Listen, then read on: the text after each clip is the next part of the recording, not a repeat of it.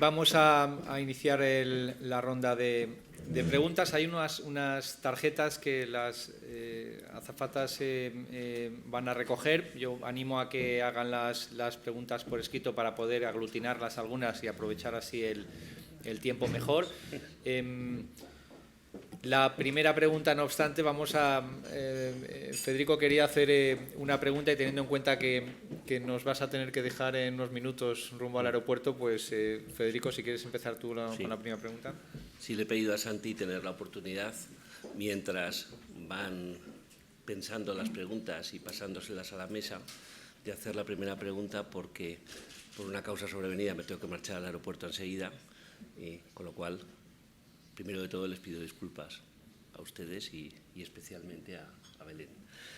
Le agradezco a Belén mucho, sobre todo, la actualización que nos ha hecho de temas que tenemos todos encima de la mesa y que van más allá de la regulación de los procedimientos convencionales para la autorización de medicamentos.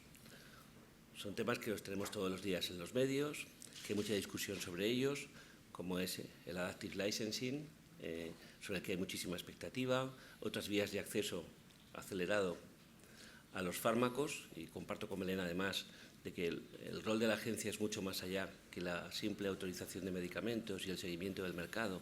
Al final no tiene sentido el rol de la agencia ni de las agencias nacionales, de la europea ni de las nacionales, si luego estos medicamentos no llegan al destinatario final, que es el paciente. Con lo cual, yo creo que es bueno que las agencias se impliquen en todos los procedimientos de HTA y que al final dialoguen no únicamente con las empresas farmacéuticas que hacen las solicitudes, sino también con las autoridades que son las responsables de la fijación del precio y la decisión de la financiación pública de los medicamentos, ¿no?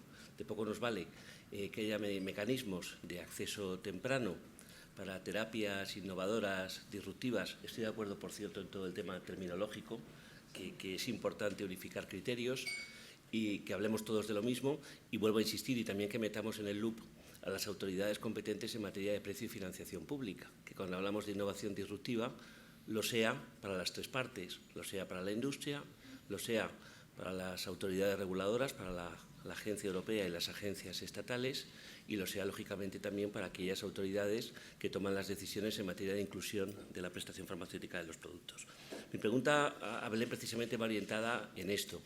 En estos nuevos procedimientos que están emergiendo y que ya se van a consolidar en casos concretos, en productos concretos de Adaptive Pathways o Licensing, está existiendo también un diálogo entre las agencias y la Agencia Europea y las autoridades que toman las decisiones de inclusión de medicamentos en la financiación pública, porque de poco valdrían estos procedimientos si luego no hay la suficiente confianza de estas autoridades y estos medicamentos no entran en la prestación farmacéutica con la singularidad que tienen, evidentemente, porque son situaciones singulares que hay que medir muy bien, que hay que tasar muy bien. Y lo conecto también con el Early Dialogue, donde las agencias, tanto las nacionales como la europea, están siendo muy proactivas. Es bueno, además, que se compartan conocimientos cuando un producto está en fase 2 o en fase 3 en desarrollo. Es importante que se atiene muy bien, más allá de condicionantes regulatorios, en cuáles van a ser los comparadores, elementos que se van a tener en cuenta luego en la fijación del precio o en el acceso. Ahora bien, esto tiene que funcionar también a tres bandas, porque por mucho que nos pongamos de acuerdo con las autoridades reguladoras en cuanto a cómo se tiene que diseñar la fase 2 o la fase 3, qué comparadores tenemos que elegir, si luego no implicamos a las autoridades que toman las decisiones en materia de financiación y precios y luego nos exigen otros comparadores, por ejemplo, poco habríamos conseguido, ¿no? Me consta que las agencias están siendo muy activas en esta materia y lo que me gustaría preguntarle a Belén es, si se está produciendo este acercamiento a los Estados miembros. Ya sé que Belén también es Estado miembro, ¿no? Pero como las agencias tienen cedida esa soberanía que dice Belén a la Agencia Europea, tienen un marco común y los Estados retienen las competencias en materia de precios, si se está buscando esta forma de buscar una cierta complicidad de los Estados para que el Early Dialogue realmente sea efectivo o para que estas vías como el Adaptive Licensing sean realmente efectivas. Perdona que he sido muy largo en la exposición. Bueno, yo creo que efectivamente esa parte de cesión, entre comillas, que hemos hecho, porque luego cuando te lo he oído ahora, me he quedado, no es una cesión total, es el ceder compartir parte del conocimiento para tomar decisiones. Yo creo que eso que se ha hecho en toda la parte de regulación y que empiezan a hacer las HTAs como tales, no se lleva a cabo en la parte de regulación, de financiación de medicamentos. No oculto nada porque todos sabéis cuál es la situación entre todos los países. Por eso sí que es verdad que en este segundo periodo del Adaptive Pathway sí que es verdad que se van a intentar desde el inicio incluir a financiadores de medicamentos. Y nosotros esperamos pues que haya muchos financiadores para que entre todos pues se pueda avanzar. Yo creo que hace poco yo leí unas declaraciones del director general de cartera de servicios y farmacia, por eso lo digo porque son públicas, en la que decía que en principio si existiera un precio máximo europeo, pues que luego a lo mejor ellos estarían dispuestos a luego ir negociando por los países. Yo creo que todavía esto está muy incipiente, lo que sí que sé es de la voluntad que tienen de irse incorporando porque claro, se dan cuenta de que necesitan toda esta información a la hora de ser certeros en la evaluación de los precios y en la fijación de los precios. Gracias, Belén. Mientras vamos recabando las preguntas, a modo un poco de introducción, has mencionado el asunto de las dudas sobre la seguridad de los medicamentos. Es decir, cuando en estas últimas semanas, a propósito de algunos cafés de reacción que hemos hecho con portavoces de diferentes partidos y en diferentes autonomías, con motivo de las elecciones, hemos detectado pues una falta de información en algunos portavoces sanitarios, falta de información en el sentido de llegar a afirmar pues que algunos medicamentos deberían aprobarse con garantías de seguridad. Evidentemente eso entra dentro de lo que es, voy a decirlo de forma suave, falta de información, obviamente, ¿no? La agencia, ¿crees que se debería plantear ante un panorama con muchos actores nuevos, informar y hacer una labor un poco de explicación profunda a nivel autonómico incluso, que antes quizá no era necesaria, pero que ahora quizá pues ver afirmaciones de este tipo, escucharlas y reflejarlas en los medios, pues preocupa sobre el nivel de conocimiento de algunas personas que se plantean dudas que se resolverían evidentemente siendo informadas. Eso por un lado. Y luego la otra duda a la que mencionabas, ¿cómo es posible que, es decir, el objetivo es poner los medicamentos cuanto antes al servicio del paciente? Podría ser hasta una visión, una misión, y probablemente esté definido para la Agencia Europea. ¿Cómo alguien con conocimiento se puede plantear que poner en marcha mecanismos para anticipar eso van a ser a costa de la seguridad? Que alguien que tiene conocimiento no debería decir eso, evidentemente. Bueno, yo, en primer lugar, yo creo que una de las cosas que ahora yo os he contado que nosotros lo que estamos ahora es en una discusión profunda. Y yo creo que primero nos tenemos que aclarar muy bien en el ámbito europeo de qué es lo que pretendemos, porque hasta ahora tenemos un sistema que garantiza, incluso en las autorizaciones condicionadas que ya está en la calle, que garantiza la calidad, la seguridad y la eficacia, y ahora cualquier movimiento a la gente pues le preocupa y le preocupa de una manera importante. Sí creo que tenemos que, cuando tengamos, porque ahora no es el momento de contar exactamente cómo lo vamos a hacer. Yo creo que el grupo de trabajo, pues en 2 o 3 sesiones más, pues podrá haber avanzado lo suficiente como para tener las ideas mucho más claras. Y como ya, por otro lado, las herramientas que estamos utilizando son herramientas que están en la propia regulación, no vamos a tener que hacer mucho antes de poder empezar a utilizar estos sistemas.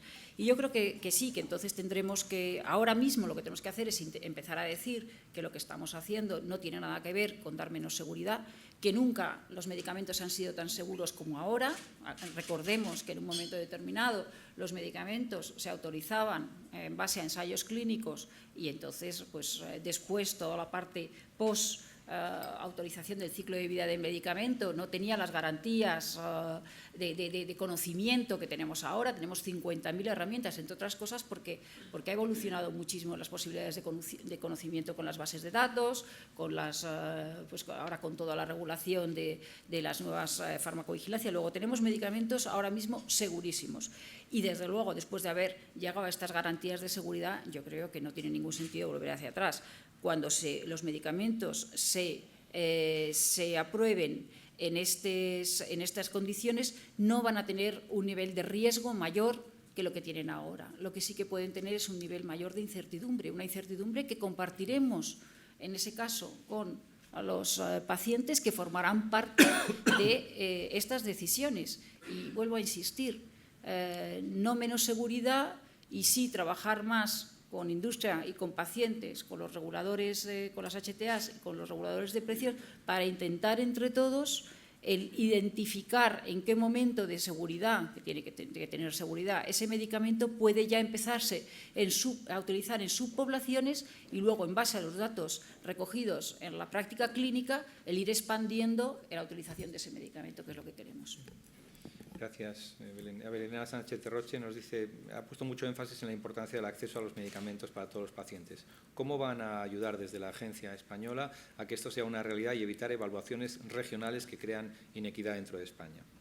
Imagino que será al hilo de esos anuncios de nuevas comisiones en sitios donde ya había pues una cierta complejidad en estas reevaluaciones por personal que tampoco está preparado para eso, claro. Bueno, yo creo que nosotros, yo creo que quizá en eso, decía Federico, quizá en eso sí que ha influido el haber trabajado en una comunidad autónoma y el haber conocido cómo desde las comunidades autónomas queremos gestionar los medicamentos. Cuando yo llegué a la agencia y vi que había 17 informes, que cada vez que nosotros hacíamos uno se acompañaba de otros 17 distintos, pues fue cuando pensamos que de alguna manera teníamos que, como ya teníamos experiencias previas, pues que teníamos que poner todo ese conocimiento en común. Nosotros es lo que estamos intentando con los informes de posicionamiento terapéutico, pero es verdad que a la hora de que esos informes de posicionamiento terapéutico aterricen en las comunidades autónomas, pues hay algunas dificultades. Desde luego, muchas menos que antes. Y entonces, nosotros en ese sentido, pues hemos iniciado un camino entre todos, porque para las comunidades autónomas, a las que yo tengo que agradecer muchísimo su colaboración, también es difícil, después de haber estado evaluando medicamentos durante 10 años, el dejar de hacerlo. Entonces, yo creo que todos estamos haciendo un esfuerzo para intentar llegar a una única evaluación. El acceso efectivo de los medicamentos por parte de las comunidades autónomas, como ustedes saben, la gestión la tiene transferida a las comunidades autónomas. Entonces, pues en principio yo creo que cada vez es más armonizada. Yo quiero pensar que, independientemente de que pongan pues herramientas administrativas de control, que bueno, pues como pagan ellos, pues es lógico que pongan, pero yo sí que creo que en el concepto espero cada vez estemos más armonizados y que cada vez el acceso se haga de una manera más igualitaria. De todas maneras, pues los pacientes tienen una labor muy importante que hacer porque, claro, lógicamente, si los pacientes ven estas desigualdades, pues es importante que nos las comuniquen, porque, bueno, pues son, en este caso, la voz más importante, ¿no? Y es la voz que hay que atender entre todos. ¿Quiere esto decir que si ante cualquier situación de estas la agencia sería sensible a quejas de pacientes o de sociedades científicas informadas? Quiero decir, nosotros somos sensibles, lo que pasa es que nosotros no tenemos las competencias de la gestión farmacéutica. La competencia en cómo se lleva la gestión farmacéutica es de las comunidades y nosotros lo que intentamos es convencer, y eso es coordinar y convencer. Y bueno, quizá eso cuesta más al principio, pero luego yo creo que cuando trabaja el grupo de posicionamiento terapéutico, por lo menos que la gente que va allí, pues en principio van estando convencidos y esperamos que poco a poco pues las comunidades autónomas también lo estén. Convencer con la razón siempre es mejor y eso sí lo puede hacer la agencia. Pero cuesta mucho más. Pues nada, lo cambiamos. Santiago Cuellar, del Consejo General de Farmacéuticos, nos dice para cuándo una agencia europea que valore la definición y búsqueda de lagunas terapéuticas, que es un poco que también lo has abordado en tu intervención. Pues sí, yo creo que esto es algo que es muy importante y nosotros también lo tenemos, ¿no? Dentro de nuestras ideas. Tan importante es el desarrollo de los medicamentos innovadores como aquellos medicamentos que llevan 40 años, 30 años funcionando y que funcionan perfectamente, que tenemos todos las mejores evidencias de cómo se están comportando, pues puedan permanecer en el mercado, ¿no? Laguna terapéutica es una definición que es un poco confusa ahora, ¿no? Cuando nosotros decimos que estos medicamentos no pueden dejar de comercializarse porque supone una laguna terapéutica, pues esto a veces nos ha llevado a los tribunales. Entonces, pues la verdad es que sí, que si tuviéramos una definición de todos o en la legislación europea de qué es lo que supone una laguna terapéutica o qué es lo que suponen medicamentos para necesidades especiales y otra serie de definiciones armonizadas, nos sería mucho más fácil el poder gestionarlo, sí. Estoy de acuerdo con Santiago. Teníamos una pregunta sin tarjeta, que sí yo agradecería que fuera concreta en la pregunta y así podemos continuar. Sí. Adelante. Buenos días. Inmaculada Periñán, de Registros de Roche. Has comentado que la agencia está tomando un papel de HTA dentro de los pilotos que hay en la EMA. Nosotros hace años tuvimos un producto que participó en estos pilotos y España no pudo participar porque no encontramos que HTA de las tantas que tenemos nos iba a representar. Entonces me interesa mucho cómo lo articuláis. Gracias. Bueno, pues de momento es una cosa muy incipiente y bueno, yo sé que nos han solicitado ser HTA y nosotros vamos a ir como HTA sin ningún momento que se nos solicite para un advice o cualquier cosa, pues la agencia podrá ir. Sí. Una pregunta en relación con esto, Belén, perdona que me interponga. ¿Esto significa que la agencia va a entrar en evaluar eficacia relativa, por ejemplo, de diferentes opciones terapéuticas e incluso va a entrar en la evaluación farmacoeconómica, como hacen habitualmente los organismos de HTA? De una manera... ya os digo que todo esto son experiencias, y nosotros vamos a iniciar la experiencia de ir, a quien nos lo ha solicitado, vamos a iniciar la experiencia de ir como HTA. Eso no quiere decir que no vaya también la agencia andaluza, la agencia catalana, pero bueno, en este caso pues vamos nosotros. Entonces vamos a ver cómo podemos hacerlo, la verdad. Creemos que es una buena, para España es una buena posibilidad. Nosotros tenemos conocimiento, quizá lo que no tenemos es suficiente capacidad en el caso de que se nos requiera esto con carácter habitual, pero hemos querido iniciar la experiencia porque es una experiencia que vamos a iniciar, ¿no? Si queremos hacerlo. Yo entiendo que es muy bueno. Únicamente es una prueba, a ver cómo nos... Sí, pero yo por lo menos, y a título personal, os animo a que sigáis adelante, porque es verdad que en España, no sé si es el sentir general, a veces tenemos la sensación de que estamos un poco descolgados en cuanto a organismos reconocidos de HTA que tengan peso internacional y que podría impulsar iniciativas como las que has comentado antes, o sea que yo creo que es buena. O sea, la agencia, lo digo porque es importante, no es una HTA, es una agencia reguladora en este momento, pero va en este caso a acompañar como HTA. Bien, has comentado, Belén, acerca del Early Dialogue. Desde un organismo como la agencia, que tiene como objetivo la productividad, es decir, el esfuerzo, si eso lo unimos a la vocación, es evidente que el objetivo que tiene la agencia es poner la innovación cuanto antes al servicio de los médicos prescriptores y de los pacientes que se benefician.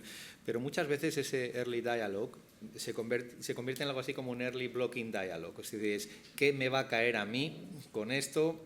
Y si encima tenemos en cuenta pues, el interés en algunas comunidades autónomas porque cuadren presupuestos, pues se complica enormemente. No estaremos intentando casar intereses diferentes, es decir, el poner cuanto antes la innovación al servicio de los pacientes y por otro lado no quiero decir rechazo, pero sí la prudencia en cuanto a cómo se van a alterar los presupuestos autonómicos. ¿Cómo se podría empezar a hablar temprano y al mismo tiempo que eso no suponga un problema implicando a todos los agentes? Pues yo creo que con un marco muy claro, con un marco en que cada uno de los que vamos a participar tengamos un papel como un papel muy claro, pero compartiendo todo el conocimiento. Yo creo que con mucha generosidad, y mi experiencia es que cuando la gente conoce desde el inicio qué es lo que estamos evaluando y qué es lo que estamos haciendo ahora un poco en otros campos, ¿no? Cuando nosotros explicamos el comportamiento de los medicamentos, de un medicamento determinado, la gente es mucho más abierta. Y yo creo que la incorporación, desde luego las HTAs, pero eso ya estaba, ya acompañaban, no hay, y además tenemos muy buena experiencia, pero desde luego también toda la parte de regulación, si conocen cómo se va a evaluar el medicamento, con quién se ha comparado, y ellos mismos establecen cuáles pueden ser los comparadores, si de alguna manera vamos haciendo en ese early dialogue entre todos, vamos estableciendo para un medicamento qué es lo que vamos a solicitar, yo creo que al final la industria pues puede avanzar. Nosotros en los advice que tenemos con la industria y también con hospitales, etcétera, y nosotros les contamos cuáles son las mejores condiciones para la autorización de un medicamento, siempre tenemos experiencias positivas. Yo creo que el conocer y el compartir y el que en una mesa, mi preocupación es cuánto nos vamos a tener que sentar alrededor de la mesa, porque al principio éramos 1, 2, 3, ya vamos 4, 5, 6, entonces tampoco podemos hacer que este proceso sea muy tedioso y, como tú dices, que se pongan pegas, pero yo creo que si conseguimos entre todos un marco claro, definiciones claras y papeles muy claros, respetándonos todos los organismos que participamos, yo creo que puede ser beneficioso. Y si no, pues después de haberlo discutido durante un tiempo, volveremos a la situación actual porque veremos que no funciona, pero la idea es que funcione. Federico, yo me tengo que marchar. Cuando te vas a perder las últimas dos preguntas. Sí, me perderé las siguientes preguntas. Bueno, le doy las gracias a Belén otra vez por estar aquí y a todos ustedes. Lo siento que tengo que coger un avión a Estados Unidos dentro de poco más de una hora y ya voy justísimo. Sí, cógelo porque hay un atasco que... Ya voy a atascar. Bueno, puedes seguir la conversación con el Twitter que está Julia. Buen viaje. Belén, ¿podrías hacer una valoración sucinta de lo que áreas de mejora de los IPTs? ¿Qué crees que le falta para mejorar y si hay áreas de mejora, no tanto por la agencia también, sino por el impacto que causan y qué propondrías? Bueno, yo creo que los IPTs haría mal si no dijera lo que pienso, y es que yo creo que van yendo mal. Las sociedades médicas, cuando trabajamos con ellos, nos vienen diciendo que les son útiles para la práctica clínica. Luego eso ya es importante, ¿no? El que tengan los clínicos una referencia también común, todos los clínicos, independientemente del lugar donde están trabajando. Los pacientes también nos han dicho pues, que de alguna manera pues, ha facilitado los accesos, y si no, lo que hacen es que si no se les facilita el acceso, protestan. Como ya hay un IPT, pues entonces la comunidad autónoma pues, suele actuar. Yo creo que lo que nos hace falta es más tiempo para irlos consolidando, mayor apoyo por parte de todos las comunidades autónomas a la hora de realmente que esto sea un documento que se siga, ¿no? Ya la ley de garantías dice que son de obligado cumplimiento, no sé cómo se puso, pero el caso es que tienen que seguirse, y yo creo que no se están siguiendo tal como a nosotros nos gustaría que se siguieran, no en beneficio de nada más que de los pacientes, que es lo que nosotros creemos, ¿no?